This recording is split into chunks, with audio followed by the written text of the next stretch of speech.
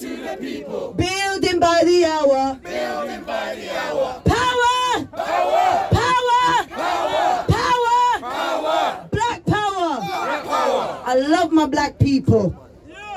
I love all of you. Black is evident. Black is powerful.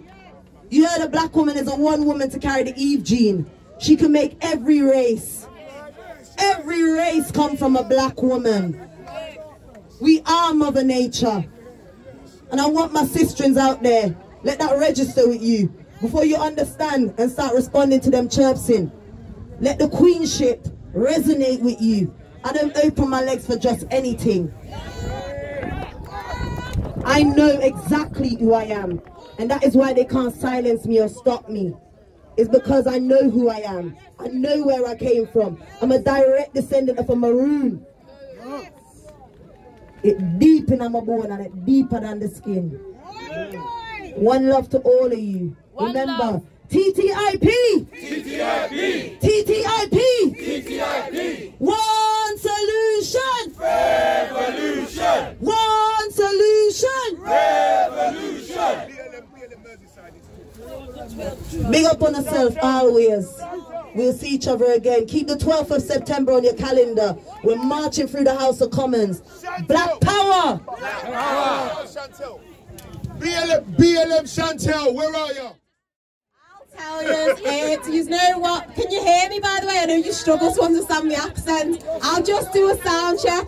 Whose life matters? Black lives matter! One life matter? Black lives matter! Say it again! Black lives matter! I can't hear you! Black lives matter! Yes! So Chantelle is an ex-busy. Does anyone know what a busy is?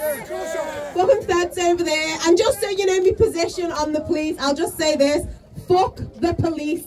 Fuck! Fuck the police. And that's coming from an ex-police officer.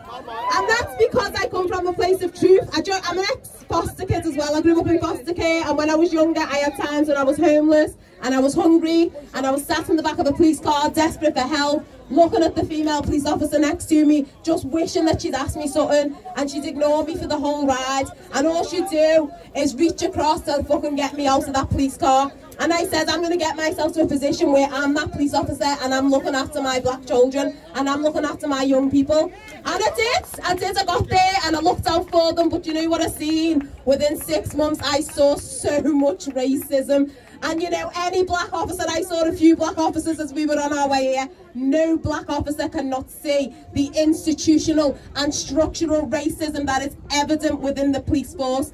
I saw so much racism that it was reported as a hate crime against me by other white officers.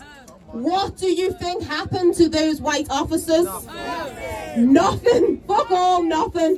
Nothing. Nothing happened. Because they know, and this is the question that comes up, oh my God, Chantelle, if only they knew. If only they could see what we can all see. They can see it.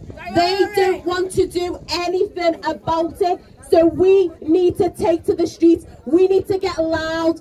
We need to use our outdoor voice and make it so they cannot ignore us, because they will happily ignore us. I had someone saying to me the other day, you know, Jacob Blake, the second one in what? 10 weeks, the second one in 10 weeks that they've brutalised and near killed and shot 7 times in the back. And someone was like, oh my God, Chantelle, if only they'd learn. And I was like, they are learning. They are learning that they can brutalise us and they can torture us and they can kneel on our necks and nobody cares, and they will keep their badges and they will keep their jobs and they will never face prison. How many live streams do we need to see of our black people being killed on the street and beaten down by officers?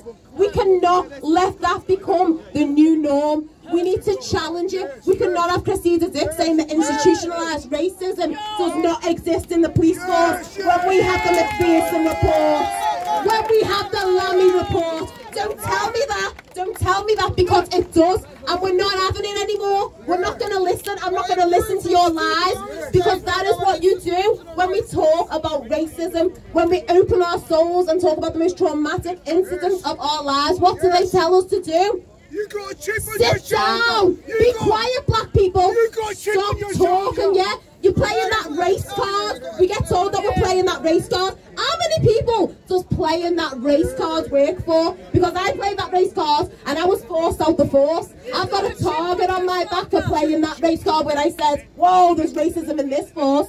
But, you know, we've got a Prime Minister who talks about, you know, black people having watermelon smiles and being picking and he's the leader of our country. We've got a president who talks about going back to your own country if you do not like it here. Playing the racist card works for white people, but playing the race card does nothing for us as black people, and we have to change that. As we say, we need to dismantle these structures of oppression. We need white people, and you know what, I am glad there are so many white people here because we are Merseyside BLM Alliance. If you don't know, add us on Facebook or Insta. We are an alliance and we believe that we need to stand together. And I know it makes you uncomfortable as white people to hear us talking about racism because instantly you think I'm accusing you.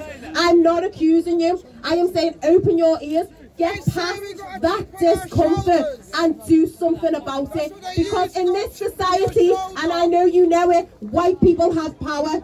I am black, I am scout, I am loud, and I know you can hear me at the back. I can talk all day about racism, but the quietest white people could come here and say the exact same thing, and the whole of white society suddenly listens, but they don't hear us when we talk about it. So we need you to use that privilege and use that power that you have to amplify our voices and push us forward, but it has to be black-led. You cannot save us. We do not need white saviors. We don't need people flying in. We need you to listen to us, because when it comes to racism, we as black people are experts in it because we feel it every day of our lives, and we experience it every second of our lives. And it's not just the M-word, and it's not just the name calling. It's the glass ceiling where you can get in at an entry-level position in any organisation because they need to tick a box, but you can't climb that ladder, whether you've got a master's degree, a PhD, no matter how educated you get. Even when we beat those odds and we go to university, we can't even get permanent contracts as lecturers in universities. Even our, you know, look at the A-level scandal recently. Our kids were getting A stars. Kids were getting A stars in the mock exams. They were predicted for solid A's. Yet when the teachers mark the papers, they downgraded them to D's. Why is that? We call it unconscious bias. I call it racism. Let's call a thing a thing. Let's stop softening it. Let's say it as it is. And you know what? People think, I come from Liverpool, I don't know if you know, Liverpool's got the oldest black community. Liverpool is where our people were dragged in chains 400 years ago onto our docks, and it's where we've got the oldest and strongest black community. But Liverpool is also a place where a young lad called Anthony Walker had an axe put through his head 15 years ago.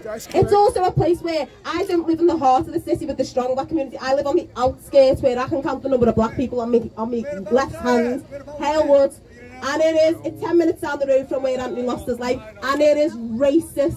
It is, I can walk out, my son can't leave his house, it's so racist. And we are so isolated in those areas, guys. When we stand up and say Black Lives Matter, they say sit down and be quiet, and it's so hard fighting it. It is so hard fighting it, so we need our black community, and that's why we come down here. We came down all the way from Liverpool to show our support as a black community, but when we need support, we need you to stand with us, we need you to march with us, we need you to retweet, and we need you to be there, because what I say is, if we do not stand together, they will pick us off one by one.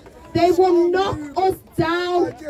We have to stand in solidarity, and we have to understand that the black experience is different. Whether you are a black LGBT person, we are here for you. If you are a black trans person, we see you. And we know that you are more likely as a black woman to be, trans woman, to be brutalised. And they are overrepresented in the homicides. Trans women experience more homicides than any other demographic. We see that. We see that black women do not do well in the workplace, because if we raise our voice, we're an aggressive bitch. We can't raise our voice at work because we are angry and aggressive. We never succeed at work. We have to toe such a thin line. Black people with disabilities, if you have autism and you're a black person and you can't understand the officer, you might not make it home. So we need to break down those experiences. We need to understand the black experience. And we need to say that we are going nowhere. We will not be moved. We will be loud. We will turn up whether we go into winter. I know summer's ending, but we will go into winter. We will turn up and we will show up. So I'll finish it on this. It's my little version on no justice, no police. We have to have no racist police at the end. Chant with me. No justice, no peace, no racist police. No justice. No peace. No racist. Police. Whose life matters? Black lives matter. One life matter. Black lives matter. Say it again. Black lives matter. Say it with your chest. Black lives matter. Thank you guys. I've been Chantelle Lunt from Merseyside, BLM Alliance.